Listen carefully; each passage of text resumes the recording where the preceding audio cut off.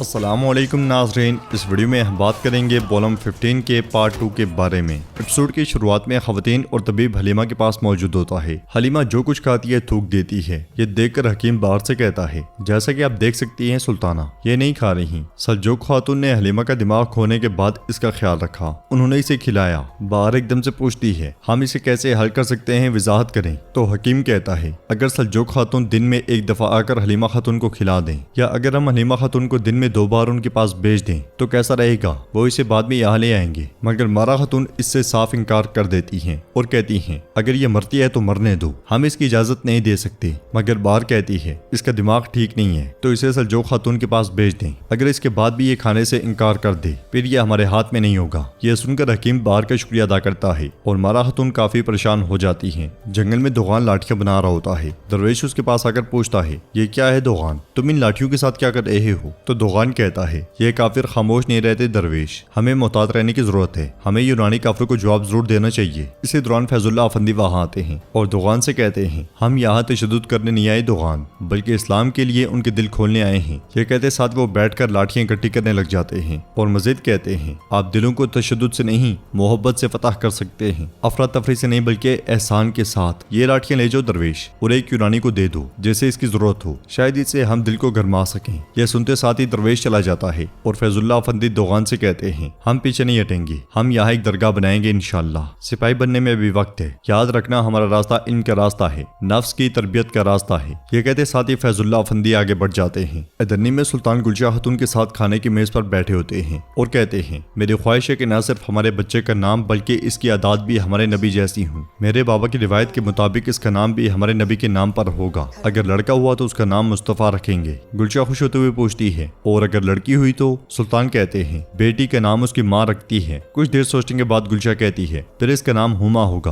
वो हमारे घर में अमन और खुशियां लाई। ये नाम हमारी माँ का भी है। अपनी वालदा का नाम सुनते साथ ही सुल्तान थोड़े गमगीन हो जाते हैं और कहते हैं, इंशाल्लाह गुलशा खातून, इंशाल्लाह हम एक दिन अपने बेटे के साथ फौज बनाएंगे और अपनी बेटी के साथ घर को मजबूती से थामेंगे। चले बिस्मिल्लाह करें और खाना खाना शुरू करें। यूनानी गाँव में फ्रांस लोगों से कहता है, शहंशाह कुस्तांतिनोस तो मैं नहीं भूला, उसने मुझे तुम्हारे लिए भेजा है। अपने गाँव और जायदादों पर हमला करने वालों से अपना इंतकाम लो। तो दरवेशों पर हमला करने वाला उनका सरबराह कहता है, हम वैसे भी खामोश नहीं रहे, हम वहां गए थे लेकिन हम अपनी जान तकरीबन खोने वाले थे। दूसरे लोग भी यही कहते हैं। तो फ्रांक्स कहता है, ये क्या है, क्या तुम डर गए हो, क्या तुम चंद बगैर तलवार के दरवेशों से डर रहे हो। चलो जाकर उन्हें बताओ कि वो यहाँ नहीं रह सकते। आखिरी चीज जो वो देखेंगे वो हमारी तलवारें होंगी। सरबराह पूछता है, इसका क्या मतलब, क्या हम उन्हें मारेंगे। हम ये नहीं कर सकते। फ्रांक्स पूछता है, क्यों। तो दूसरा शख्स कहता है, अगर हम खून बहाएंगे तो सुल्तान महमद हमें नहीं छोड़ेगा। फ्रांक्स उन्हें हौसला देते हुए कहता है, डरो मत, शहंशाह तुम्हें अपने शहर में आने देगा और वो तुम्हें से हर एक को घर, अराजी और बेशुमार सोना देगा। यह सुनकर वो लोग बहुत खुश होते हैं। अदरनी में मुस्तफा सुल्तान के दीवान के बाहर पहुंचता है और सिपाही से पूछता है, क्या सुल्तान मौजूद हैं। तो सिपाही कहता है, वो जानदाली खलील पाशा के साथ बात कर रहे हैं, थोड़ा इंतजार करें। अंदर सुल्तान जानदाली के साथ दरवाजे की जानिब बढ़ते हुए कहते हैं, हरूफी मामले में आपका काम काबिल तारीफ था मेरे पाशा, लेकिन जानने के मैं मुआवजे की तैयारियों में भी इसी कामयाबी की उम्मीद रखता हूँ। दरवाजे पर पहुंचकर जानदाली कहता है, मेरे सुल्तान फिक्र ना करें, जो भी जरूरी होगा वो किया जाएगा, लेकिन मुझे एक चीज परेशान करती है। फिर मुस्तफा की जानिब देखते हुए कहता है, इस हादसे की तरह वो मेरे बारे में कुछ भी कह सकते हैं और कोई भी बहतान लगा सकते हैं। तो सुल्तान उससे कहते हैं, फिक्र ना करो जानदारली, यहाँ तक कि अगर सारी दुनिया इकट्ठी होकर आ जाए तब भी मैं आप पर भरोसा करना नहीं छोड़ूंगा। यह सुनते साथ ही जानदारली आगे बढ़ता है और मुस्तफा के कंधे पर हाथ रखने के बाद चला जाता है। मुस्तफा अंदर आता है और सुल्तान उससे पूछते हैं, तुम मुझसे बात करना चाहते थे, क्या हुआ। तो मुस्तफा उनसे कहता है, मेरे सुल्तान अगर आप इजाजत दे तो मैं जानिसरी के आगा से बर्खास्त होना चाहता हूँ। तो सुल्तान उससे कहते हैं, जानदारली ने इसका जिक्र किया, तुमने पहले ही अपने आप को बर्खास्त कर दिया, तुमने अपने कपड़े उतार कर कहा कि तुम छोड़ रहे हो। जानिसरी कवानीन में ये कैसे काबिल कबूल है। सुल्तान से इजाजत मांगने से पहले कैसे छोड़ सकते हो तुम। मुस्तफा कहता है, ये मेरी तवक्को के मुताबिक नहीं हुआ, बहुत ज्यादा जिम्मेदारियां हैं सुल्तान, इसका बोझ भारी है। सुल्तान कहते हैं, हमने तुम्हें एक आम सिपाही के तौर पर तैनात नहीं किया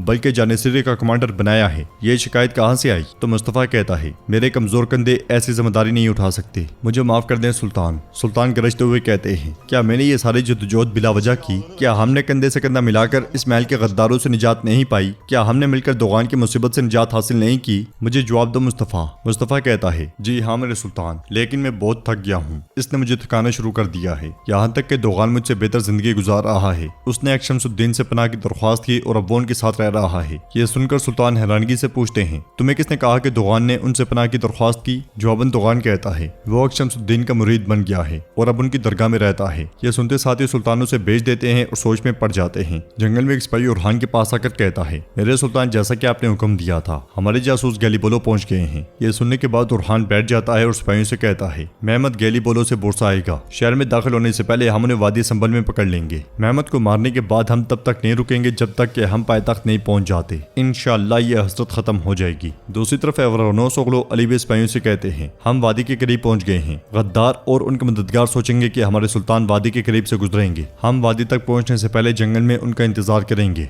जब वो इंतजार कर रहे होंगे तो हम उन पर हमला करेंगे। चलो मेरे बहादुरों, नमाज अदा करें और रवाना हूँ। इधर जिंदान में सल्जोक खातून हलीमा को खिला रही होती है और अब की बार खाना उसके गले से उतर भी रहा होता है। दाई उसके पास खड़ी होती है और ये मंजर देखकर कहती है ये सिर्फ तब खाती है जब आप इसे खिलाती हैं। हकीम अफंदी ने ठीक कहा था। तो सल्जोक खातून कहती है काश हकीम इसकी हालत का कोई इलाज ढूंढ सकता। इसलिए मैं जिंदान के बाहर से एक खातून दई खातून से कहती है दई खातून, दरमियानी पिंजरे में मौजूद खातून को कल से खांसी आ रही है, क्या आप यहाँ आकर उसे देख सकती हैं? दाई के मना करने पर सल्जोक खातून कहती है डरो मत, हम यहाँ से भाग नहीं रहे, उसका मसला हल करो। वो रात को हमें सोने नहीं देती। ये सुनते साथ ही दाई दरवाजा बंद करके चली जाती है और हलीमा सही होते हुए सल्जोक खातून से कहती है क्या आपसे बड़ा कोई मसला है खाला सुल्ताना? इसके अलावा हकीम के पास कोई इलाज नहीं है, लेकिन मेरे पास है। हलीमा को सही सलामत देखकर सल्जोक खातून बहुत खुश होती है। हलीमा कहती है खामोश रहें, जहांदाली पाशा ने सलाम भेजा है, हम आपको यहाँ से अगवा कर लेंगे। यह सुनते साथ ही सल्जोक खातून की खुशी में मजीद इजाफा हो जाता है। इसलिए मैं बैठ से बाहर जिंदान की जानिब बढ़ती है। उसे देखकर हलीमा सल्जोक खातून से कहती है बाहर आ रही है, मैंने जो कहा उसे मत भूलना, जल्दी आप इस जगह से निकल जाएंगी। ये कहते साथ वो फिर से उसी अंदाज में बैठ जाती है और दरवाजे पर आने वाली बाहर उसे देखने लग जाती है। जंगल में फ्रांस दरवेशों के ठिकाने के पास गात लगाई मौजूद होता है और उसके इशारा करते साथ ही सिपाही उन पर तीर बरसा देते हैं। तीरों के हमले के बाद वो सब उन पर चढ़ दौड़ते हैं और दरवेशों का कत्लेआम शुरू कर देते हैं। दरवेश भी लाठियों से मुजामत करने की कोशिश करते हैं। उधर सुल्तान दरगाह में दाखिल होते हुए अकशमसुद्दीन से कहते हैं हम आपसे मिलने और आपके कलाम से फैजियाब होने के काबिल नहीं रहे। सल्तनत का सफर मुश्किल और बोझल है। और इसके साथ वो दोनों बैठ जाते हैं। सुल्तान उनसे कहते हैं सुना है कि इस दरगाह में आने वालों की तादाद बढ़ गई है। अकशमसुद्दीन पूछते हैं आने वालों में से किसके बारे में तजस्सुस है सुल्तान? तो सुल्तान कहते हैं कुर्चियो दोगान के बारे में, वो आपके पास आया, उसने मदद मांगी। तो अकशमसुद्दीन कहते हैं हमने उसे वो दिया जो उसने मांगा, क्या हमने बुरा काम किया? सुल्तान कहते हैं अस्तगफिरुल्लाह, यकीनन कोई न कोई हिकमत जरूर होगी। तो अकशमसुद्दीन कहते हैं दोगान भी इस्लाम में जलने के लिए आया है, हम उसे मना नहीं कर सकते। सुल्तान पूछते हैं चाहे उसकी आंखें लालच से अंधी हों और हाथ खून से रंगे हुए हों तब भी?